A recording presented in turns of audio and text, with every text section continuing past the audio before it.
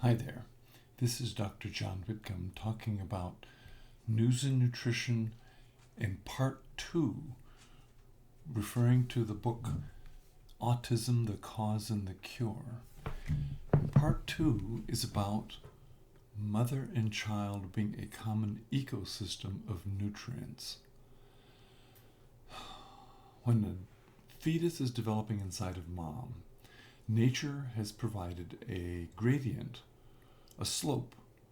The fetus is growing rapidly and so generally gets nutrients shifted from mom. Yes, mom is sort of chopped liver. It doesn't require a lot of calories, but it takes 300-400 calories a day extra for the first couple months. The most critical thing for the infant to survive is a growing brain, and brains are made out of special fats, special lipids called plasmalogens. And plasmalogens have a bunch of superpowers we're going to talk about in a separate post. But leave it to be that you can't make a brain without them.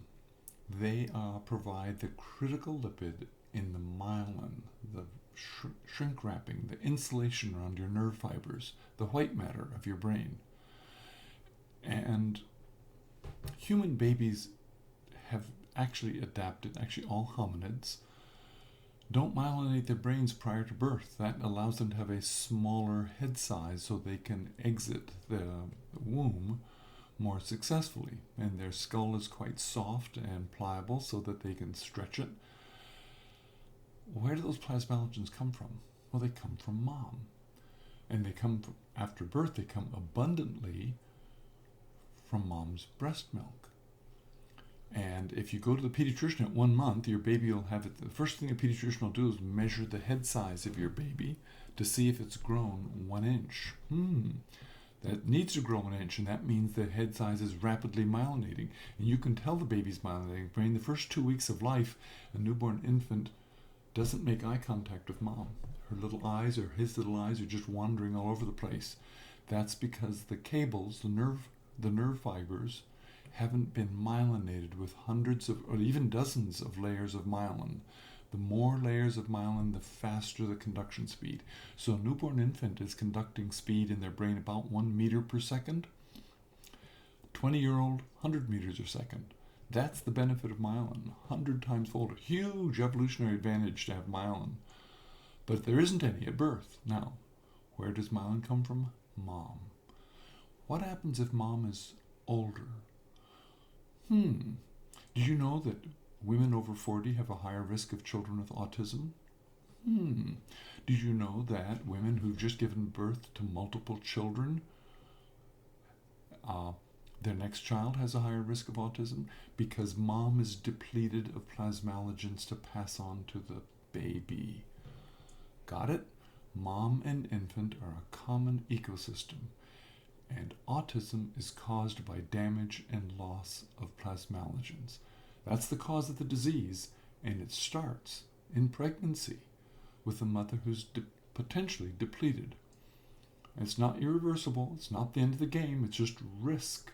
And there's a risk we can mediate, we can neutralize. That's really cool.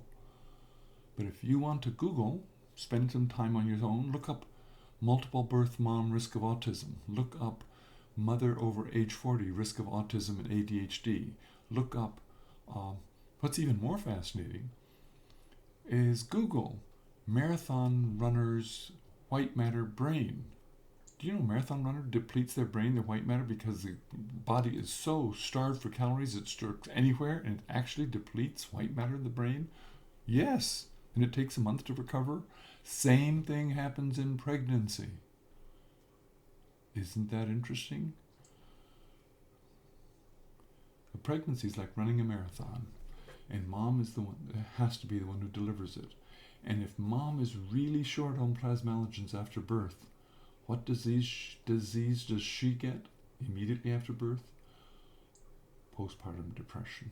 You want to Google some more? Google postpartum depression, multiple births, postpartum depression, prior depression, postpartum depression, and risk of autism. They're all correlated, all suggesting that mom and baby are a common ecosystem, and a critical nutrient, plasmalogens, if it's missing from mom, baby's starting off a little bit short. And we need to fix that. And we can.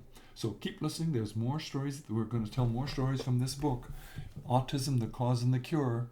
It's all evidence-based. The literature's here. If you want to do a deep dive, read the book, get into it, and you'll be fascinated. We can fix this autism epidemic today. Dr. John Whitcomb for News and Nutrition. Mom and baby are one ecosystem of plasmalogens.